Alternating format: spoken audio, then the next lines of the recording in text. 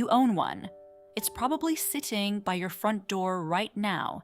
And for centuries, a man carrying this object in public was treated as a joke. He was jeered at in the street. Strangers threw things at him. Men who made their living driving people through the rain tried to run him out of business. This is the secret life of the umbrella, and once you hear what it cost one man to normalize it, you will never grab yours off the hook the same way again. This story doesn't start with rain, it starts with the sun. More than 3,000 years ago, in ancient Egypt, nobility carried a canopy above their heads wherever they went. It wasn't held for rain, it was a mark of status.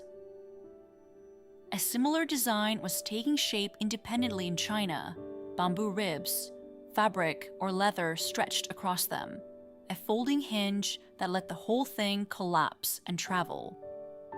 One of the oldest known versions was found in the tomb of Qin Shi Huang, China's first emperor, who died in 210 BC, mounted on his funeral chariot, built to shield him even in death. In China, this object marked rank. The more elaborate the canopy, the higher the status of the person beneath it.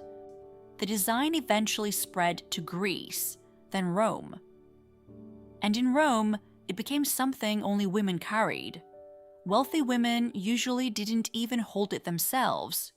Servants held it above them.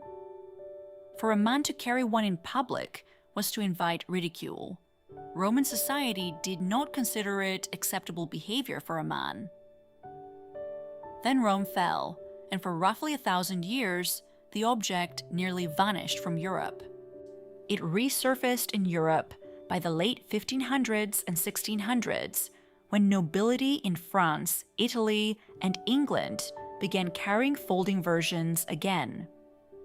In 1705, a Parisian merchant named Jean Marius patented a version that folded into 3 sections with hinged metal ribs.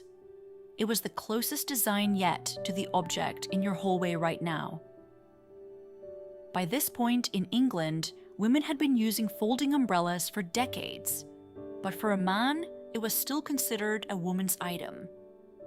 A man seen carrying one was still a man inviting laughter. In 1750, an English merchant named Jonas Hanway decided he didn't care. Hanway had spent years traveling through Russia and Persia.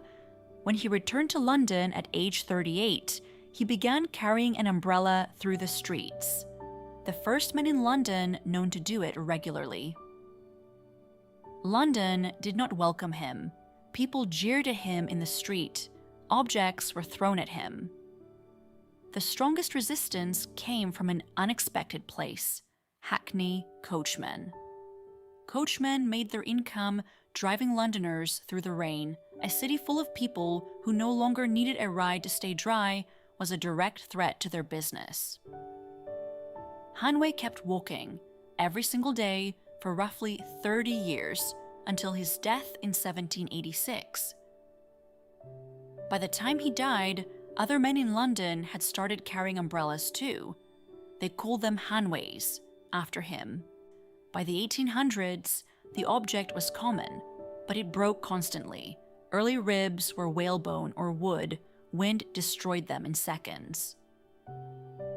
In 1851, an English wire maker named Samuel Fox found his fix in an unlikely place.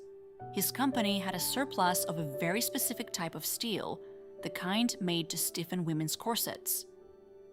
Fox bent that same steel into curved U-shaped ribs.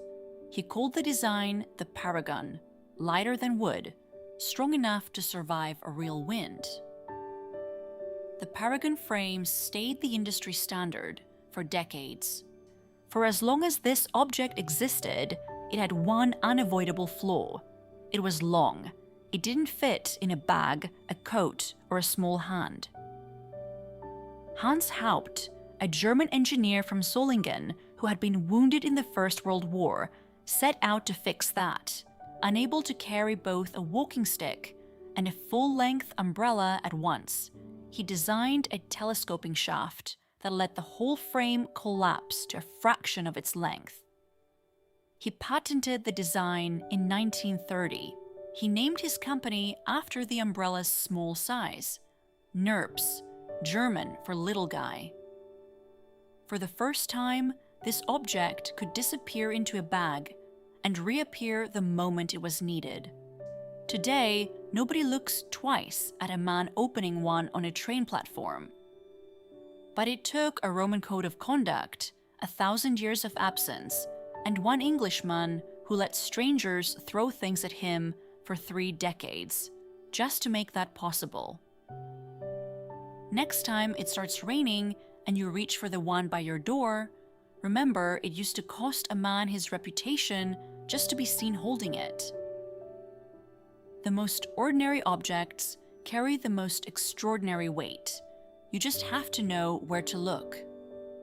Here on Wonder Raft, we look. Subscribe, and we will see you on the next one.